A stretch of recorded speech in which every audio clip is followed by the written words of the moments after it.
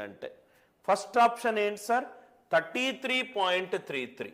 33.33 ఏంటి? 1/3. అసలు వడ్డీ శాతం అంటే ఏంటి? వడ్డీ బై అసలు. వడ్డీ బై అసలు 1/3 అంటే 33.33. వడ్డీ బై అసలు అంటే 3 రూపాయలు అసలు తీసుకుంటే దాని మీద 1 రూపాయి వడ్డీ అంటే మొదటి సంవత్సరం తర్వాత 4. అట్లా ఎన్నేళ్ళు? 4 ఏళ్ళు. 3 సంవత్సరాలు గనక నేను రైట్ అసలు తీసుకుంటే దాని మీద వడ్డీ 1, 3 సంవత్సరాలు దాని మీద వడ్డీ 1, 3 సంవత్సరాలు దాని మీద వడ్డీ 1. 3 పవర్ 81, ఇదేమో 256. 2 తోటి లబ్ధం చేస్తే ఇది 162, ఇది 512. 162, 512